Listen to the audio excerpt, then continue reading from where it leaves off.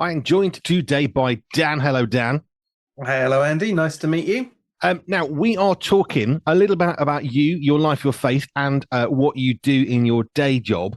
So let's just start there and we'll work backwards from it. But what is it you do? What Open Cloud is the company, business, organization? Just tell us a bit more about that. Yes, so Open Cloud actually came from a time of prayer way back in 2008. I was praying and I felt this word Open Cloud just sort of hit my heart, and um, I kind of pursued God for a long time, perhaps too long, on sort of what that actually meant. And I believed it was something in the creative space, but I'd been working in IT for ages. And I thought, well, I'll step out and create a company. And I thought, like with many people who sort of start off, is that they'll get the balance of working full time and then they'll grow the business and then they'll just step across. That never really works because there's always too much on and you can never get into that position.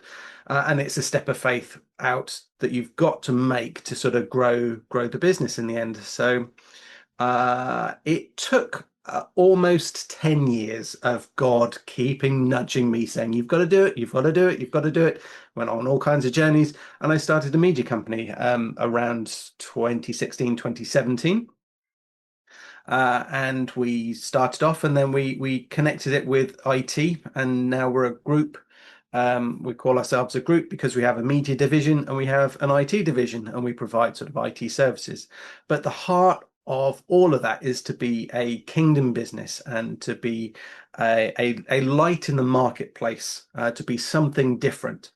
And that's always a fun kind of adventure, fun discussion when you're talking about how can we be different in business, to be disciples, to be Christians. What does that mean? How does that look? How can we make sure people can hear the gospel through what we do? I guess when you've got a USP in business, your unique selling point, which everybody drums into you. Why would I buy from you and not the people over there? So you're trying to get that bit in your head, which does matter because we don't need everybody to sell shoes. Someone's going to come along. I just do pointy shoes or heeled shoes, and they have a niche, and actually it can work very, very well. Obviously, IT media, there's lots of people around, and when you mix in the Christianity part, the USP of being a Christian is that we should stand out. So how do you stand out as a Christian when you're supposed to be standing out as a business and then blending those two standings out? How do you manage that without making it so much of a standing out it's now neutral? Well, again, that was a bit of a journey for us. When you're looking at strategy, when you're looking at vision for the company, you can spend a lot of time on that, and we did. We spent a lot of time in prayer, in sort of reading God's word, and the thing which came out was love. Like Jesus says, out of all these things, if love your neighbors, like love God and then love your neighbor, it's love is the center. So we really are sort of really honed in on, like, love has got to be the core part to this business. I've never seen a vision document from any other business which says love is the first place that we start from. There might be a few out there, but I've never sort of seen them. And but the second that we discovered and felt that love was at the core, then everything else kind of fell out from that. You get things that you'll see in other business documents like integrity or those types of wording to sort of help people. But from a heart of love, when we say to our team, when you're with a client, just just love them like they're your neighbor, and spend a little bit more time with them, try and solve their problems, walk them through, go that extra mile with them. And all of a sudden, they start asking questions like, "Why are you doing this?" And straight away, doors open. Is, well, we're Christians, and uh, fantastic conversations can come just from going out of your way in love, and opens like that. So that's really our unique selling point. Um, we don't really advertise much. It's word of mouth because people say these guys sort of care for our business as if it were their own and love the individuals, and they're great guys, hopefully. And I guess that's the thing, isn't it? When we're trying to stand out, we can tie ourselves in knots, thinking, how can we be the most unique of all the Yes. uniqueness? And it's like, Yeah. well, yeah, but when you start from a scriptural point of view and you've got your USP in business and you've got your USP as a Christian, we're supposed to be salt in the world. It's easy, I think. I've read, let's just say that I went for full-time ministry jobs and I've read lots of three-point plans about every single church, and I got really bored because they're all the same, and they actually are, because I think some of them, it's so rooted in being clever, it's not rooted in being Christ-like. And Yeah. what I enjoyed about what you were just saying about your approach, and the reason why you don't need to advertise exactly, because well, you don't need to, because actually God comes through. And on top of the business and the Christian bit, then there's the obedience bit, which is you as an individual. Well, God has asked us to do this. Yeah. And I will be honest, we are not the best IT geniuses in the world. We're not the best media geniuses in the world. And I'm okay with that, but we will do our best and we will try our best in every circumstance. But just the fact that we're willing to spend time, especially with people who have problems that they're almost embarrassed to say about, like switching on a laptop. We've had people who've come to us, I can't even switch the laptop on because they've hidden the power button somewhere. But we make ourselves approachable, and they're so thankful over that, compared to if a server is down and you manage to get a server back up, they go, oh yeah, thanks for doing that. That's your job. But actually, someone's actual need, they're too embarrassed to ask anyone else about getting that sorted. They're like, thank you ever so much for doing that. I think sometimes though we like those big, bold, dramatic, extreme scenarios of Yes. abseiling into the server room and skidding along and hitting the power button at the right moment. But actually, how do I turn my laptop on? I can't find my Outlook. It's gone. Where's it gone? Yeah. Because Windows has done an update and now everything that I had has changed. We had this recently. We had crackling on the radio. No reason whatsoever. We kind of know what we're doing. Why? What happened? Well, there's a thing that the browser wants, and there's a thing that we've told Microsoft to do. Microsoft updated and said, nah, I'm going to change all of the settings on your computer for you, even though you said don't change the settings. But this happens, and then you can get into a panic. Now, we have an ability to be able to kind of problem solve. Yeah. Not everybody has that. And it's Mm, not even that simple. Sometimes it's just beyond our technical ability. And if you don't know it, you don't know it. And you don't know what you don't know. yeah.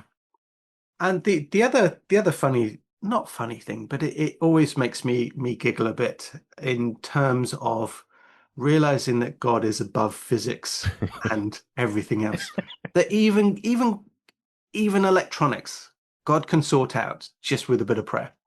The amount of times where we can walk into a room and they say, "Oh, it's just started to work," and the fact that I've been praying all the way over, going, "Lord, I don't know where to start with this one. Can you help me with this?" And you walk in and it's fixed, and I can. It's happened too many times for it to be a coincidence. It is literally just the power of God going, "Yeah, I'm ahead of you. I'll get this sorted," and it's just it breaks my heart every time, really, knowing that we've got a God who cares for us that much.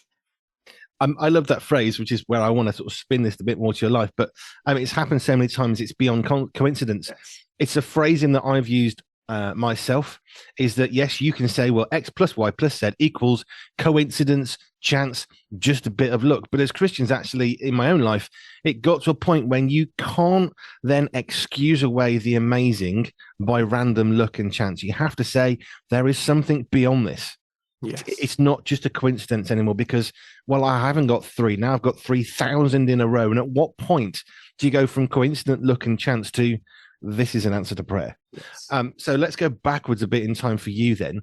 What's your story of faith growing up that you can now walk into a server room in prayer and fix it because of the power of prayer? Let's go back. Where did that all begin?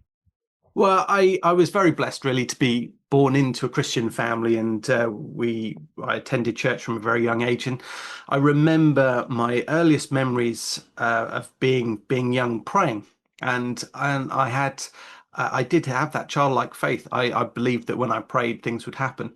I remember a silly little story. We used to take the bus to uh, first school, and we used to have a bus driver who used to shout at people to sit down and everything. And I remember as a young lad that used to frighten me, and I would cry. I remember my mum said, "Just pray about it," and I remember praying about it, and I had this peace.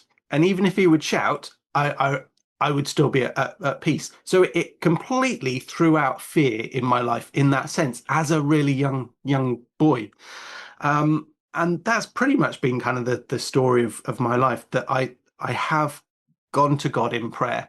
I've been through all kinds of different situations.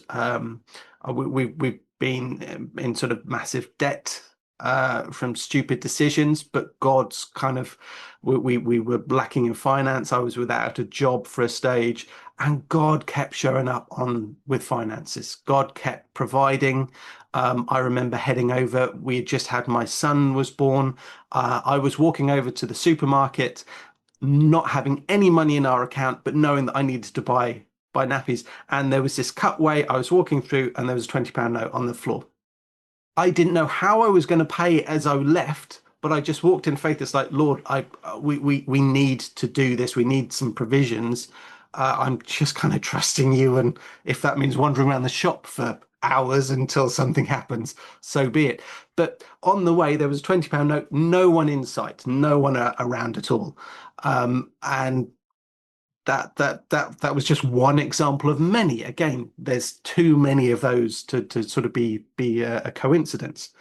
When I was younger, I was diagnosed with a condition, and on a health side, I believed in healing, but it was about sort of 15 to 17 years of actual going through this condition, and God miraculously just sort of healed me. And whether we go into that story or not, I don't know. But again, God's there providing on the health side. So again, every avenue of my life, I've been usually it's down to my own stupid decisions in the first place. I've started in my younger years making mistakes. But God's just patiently kind of been working on me. Right, just trust me with this. Just trust me with this. We'll get through it. Okay, something else has come up. Okay, trust me with this. Trust me with this. And working through it. And that's really how my faith has kind of developed, and I'm here. Well, I mean, let's look into that. So 15, 16 years of being ill. I understand some elements of that. I've had a heart condition now for 4 years, constantly crying out to God, can you not fix this, please? You've made me, you designed me, you created the heavens and the earth. Could you not fix this bit here? Because it's misfiring, effectively. Could you stop it misfiring? You're the mechanic of mechanics, you know. Yes. And we can pray. And I know that one day I'll be healed because I'm going to die and be good. I'd like the healing now, but hey, we'll get there. But it also means I have to trust more in God. It forces me to slow down and take things that I wouldn't normally do, that sort of pace or that rhythm, which is a good thing. And I'm not saying this is good, because you shouldn't rejoice in pain and suffering. That's not what that scripture means.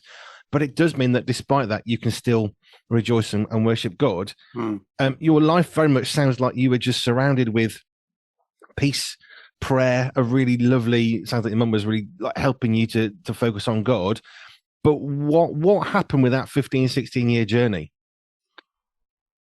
It was a deepening of faith, really, through this time. I used to basically be curled up on the floor in pain. It was a stomach issue or digestion system, and it was heavily bleeding, and it felt like stabbing. And I would go completely white and literally be curled up on the floor.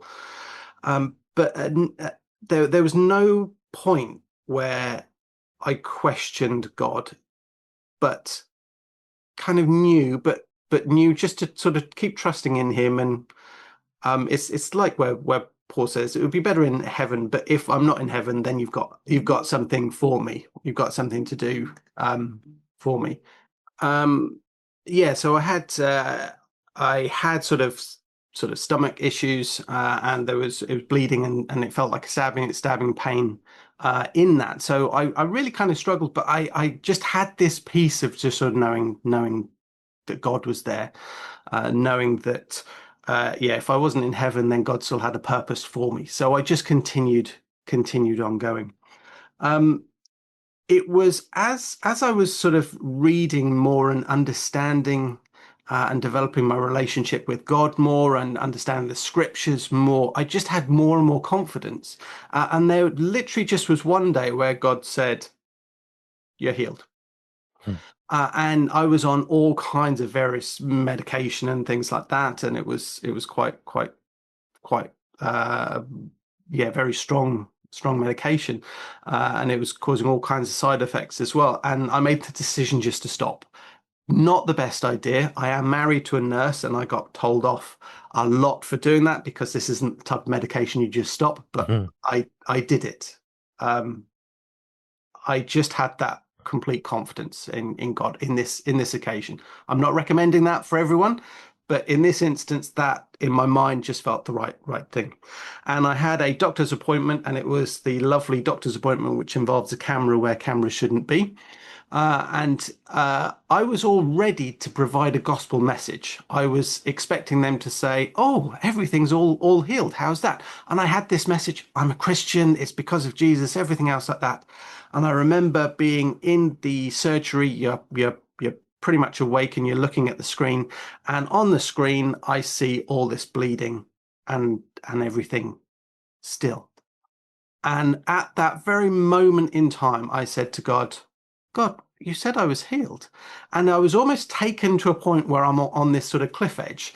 And he said, "You can either look to the world and look down and see what's happening in the world, or you can look up and believe in my word, and I'll make sure everything falls into place." I said, "Well, I believe in your word." And the second that happened, I I've been healed. I've literally had nothing, no bleeding from that point. And he just emphasized, like, the physical must come into alignment with the spiritual. The physical must come into alignment with my word. So when I say something, the physical has to obey it. And that was part of the journey. And this is now I'm going into 10 years of symptom free, no issues, and everything else like that. And it's all down to God. I can easily imagine your wife would have been not happy, not because I've met her, but I can understand why a nurse would be saying, "No, no, no, no, that's Yes. not how this works." But If we had a doghouse, I would have been in there for a period of time. uh, but of course, although this isn't how this works, this is not how this works. But that's where God is bigger than the physical. Yes. And God took me on a journey with that. I just sort of started speaking at our church that we go to, and God was taking through like a series in me that I was able to sort of give to the church. And it was all about redefining our reality. Our reality is so made up in the worldly sense of our five senses, but it's far more than that. When you've got a God who, as we've said, is in charge of physics, in charge of chemistry, in charge of everything, he can do whatever he likes. He's God. He can just say and speak, and things happen. Um, you've got that experience. You talked about how it deepened your faith. How did you find your faith deepen while in a ball on the floor in agony, white, bleeding? I mean, I'm guessing that's going to be basically iron deficiency at that point. So, what? How did you find your faith develop in spite of, or perhaps because of, the physical symptoms? Well, you go through it. It's only natural to kind of go through questioning, and I just spent a lot of my time sort of going, "God, what's the reason for this?" I kind of said, "Well, we know that in life these things happen, but if this is something I've got to journey through, I believe you can heal. But if it's something I've got to journey through, I still want to learn from you. I want to deepen my relationship with you." And that was kind of all part of it.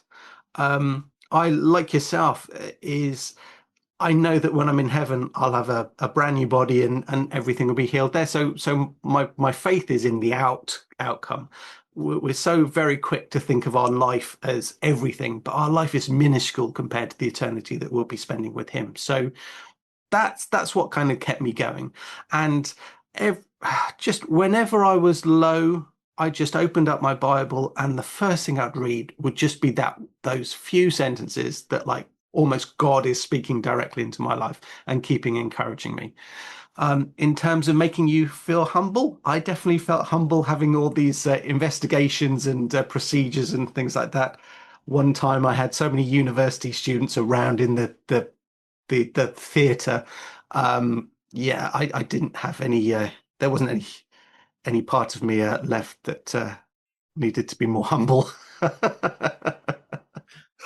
Yeah, I mean, it's funny, isn't it?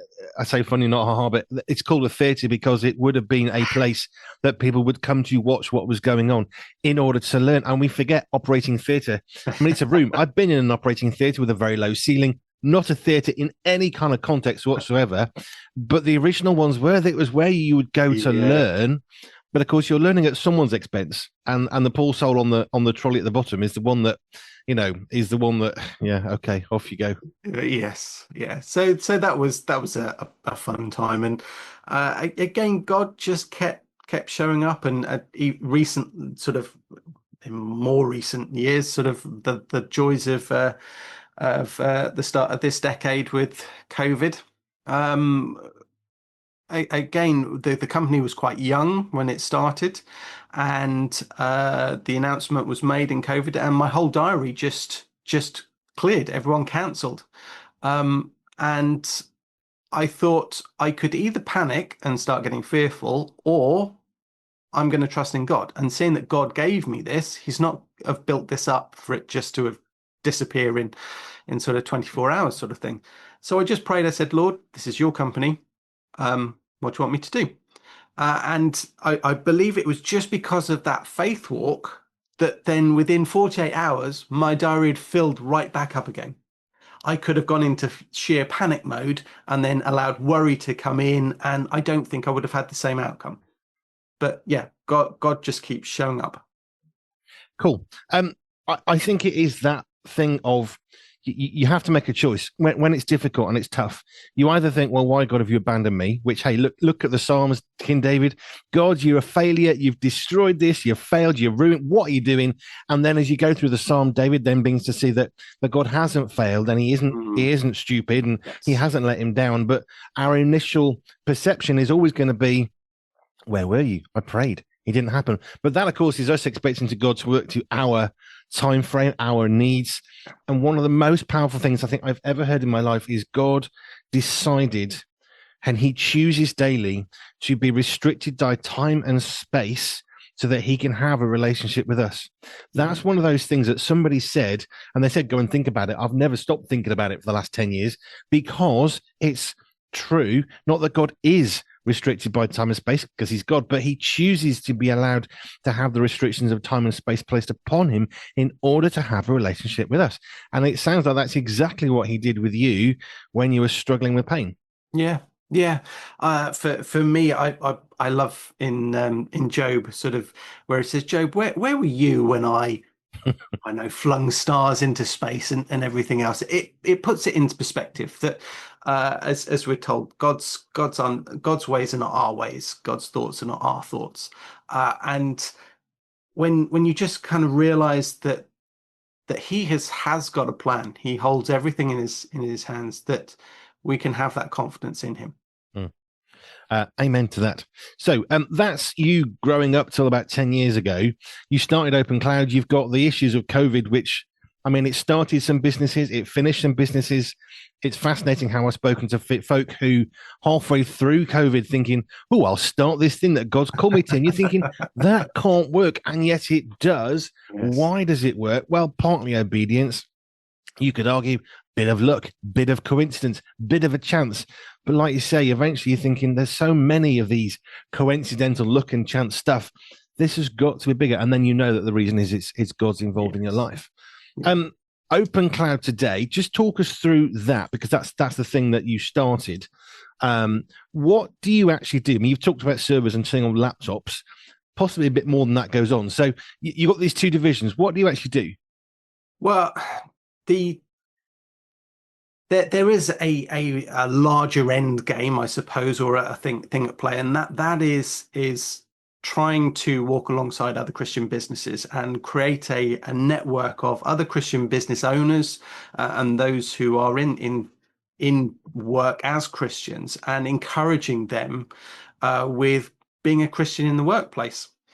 So many people that we've spoken to, so many Christians, it's funny. It blows their minds that the thought that they could be a Christian in the workplace and not just on a Sunday. And the second that you sort of start talking about that, and you start talking about, well, have you seen any issues with, say, have you got has a colleague got a problem, or is there's something that you can help with, that as a Christian you could deliver God's light into that situation, and they're like, oh, I didn't think of that, and then it's almost like a penny drop moment. So just those little facts that we're encouraging people to be that army of God in the workplace is really encouraging for us, but also sort of walking alongside and kind of helping with business sense from looking at things in a different way. For example, like budgeting. Budgeting as a business is completely different, or slightly different, when you're a Christian trying to budget for business, because if you have a vision, if you've got God who said, no, I want you to do this, then your budgets are going to be completely different. Finances are going to be less of, well, we can't do this because we haven't got that amount of money, to, well, God said, so we'll either try and find the money, or God's just going to provide. Or we don't do this because we really feel that God's doing that, and that's really important. So that's a sideline really to our business. So we feel that we can only help on that side because of the journey that we're going through on our own businesses and our own core business. So in terms of like the IT and the media, we work with a lot of churches, we work with a lot of Christian organizations, but we also work with a lot of secular organizations as well. And our heart really is that we'll get to a point where we're helping churches out to provide, say, corporate level media and IT, but not at those prices, because we can afford to sort of help them out as well. So we're kind of working with that kingdom principles. So what's an average week for you? Is it lots of driving to churches? Have you got your arms buried in a bunch of cables? I mean, what's an average week? Um, we are still a small company. There's only a handful of us. So I have to dig into helping that person find the power button on their laptop, to doing the accounts, to all sorts. And when you're starting off in a business, everyone does wear multiple hats. So even the team have to do multiple different tasks, which I kind of like, and probably I wouldn't like to step out of, because I like to get involved in all kinds of different things, but sometimes I've got to learn how to not get involved. But an average week can really vary. Some Monday mornings you can have the phones lighting up with support calls, to other days which aren't. But what I will say is every Monday we all come together as a team, and we have our prayer time and just commit the whole week to God. And that is probably very important for us. But that's going to set the tone for everything that you do. The cadence, which is a word, not I've recently learned it, I've recently heard it. I love the principle of cadence. On a bicycle, if you're just banging your legs down, it's going to be tiring. So once you get the flow, everything's easier. But effectively, what you're doing on a Monday morning is saying, okay, whatever's going on, this is the rhythm that we want to work at. Yes. Yeah, and it does. It just as the examples in the rest of my life, prayer changes everything. And why wouldn't you want God changing your business to what he wants it to be? Amen to that. If people are listening and thinking, well, that's all very well for you, you don't understand my situation because I've got a different business. Easy, because you're working with churches, right? So of course you can be a Christian there. It makes it easier ever. How would you help somebody who's got that? And let's face it, we've all got that in some context. How would you help them to realize that, you know what, you can still be Christ-like in your business, selling, I don't know, in working in a newsagent or supplying petrol at a petrol station? There's always something, but how could you help them to see in their own industry or sector how they can bring in Christ? How would you encourage them? I'd probably start off by just saying that churches are probably the hardest of places. And I mean that in love. And that's because the church is there for everyone, from all kinds of walks of life. So when you're dealing with churches, you are literally dealing with a full range of spectrum of what that could involve, and sort of what they're into. So that can be trickier actually than when you go into a company, and in a company they're all there for a reason, and they're all there with one task, and that's whatever that company does, and they're all kind of aligned in that. When it comes to churches, they're all at different stages of life. They're at different walks of life with God, and again, you've got a completely different spectrum. When it comes to sort of talking about business, if you're in business, there are so many situations and so many businesses where you probably have a policy, or there is some kind of prevention from you discussing and being fully open about your Christianity. Generally, sort of medical, the in schools, you can't always talk about that, but that doesn't stop you from showing love. And it doesn't stop you from someone asking you a question and you being honest with your answer. So the first thing I would say is go in with the heart to be like, okay, God, what do you want me to do? Let me see the opportunities. By saying that, you've then got to make sure that you're giving yourself space to allow God to change your day. Don't be so rigid in your day that if you see something happening or you don't see something happen, you don't miss your opportunities to be able to help someone out, or be Christ in the workplace. That just really starts off a snowball. And all of a sudden you find, after you've been doing this for a couple of weeks, that actually there you find out that there are so many opportunities around that that you're like, well, which one do I do first, sort of thing. God, show me which one of these opportunities you want me to impact first. And you just see God changing your day, and you actually see God giving you a fire, probably for your job that you've never had before. Just because you're doing God's work in that workplace environment, and it's a beautiful thing. And I've seen it, I've walked it, and I've walked with a lot of people through that as well. Having worked for churches, I can understand that mentality of, churches are not the easiest place to be a Christian sometimes, because even down to which translation of the Bible you use, that's not something that a non-Christian workforce is ever going to have an issue with. If you have to find a Bible for a very random reason, no one's going to care. But in the church, even pulling out the wrong version of a Bible could be a minefield of minefields. So I can understand that. But the other thing that you said, which in my own mind I was sort of starting to develop, is, I don't know, you work for a bank and you're working behind the I don't know, you're on the desk. So you were just taking money, taking checks. That's your job. You're a specialist in doing that. If you're working in engineering and you're working on a lathe, you know how to make your lathe work. You're going to be oiling it, and that's your focus. In a church, the person in the office is probably also cleaning the toilets, mowing the lawn. They're also looking after the gutters, the roof, the insurance, the fire extinguishers. And all of a sudden, you guys are coming in and you've got somebody who is so broadly skilled, they're probably going to struggle to do any more things, which is probably the person that's saying, I can't find the laptop switch, because you know what? They're actually a lawnmower technician. So why would we expect them to? Yet in a church, you expect that sometimes, but also in a church, you get people who are completely randomly in a position because God's put them there, who have no concept but have a heart and a calling. And God said, I want me to do this. I'm an ex-trucker running a radio station. Compute that one, but that means I don't know how to do certain things, but God wanted me to be here to do that. Yes. Yeah, it goes back to just that prayer of like, Lord, what do you want me to do? If you're in it, then I know I'll be able to do it. Amen to that, including chasing down audio crackle, which shouldn't be there.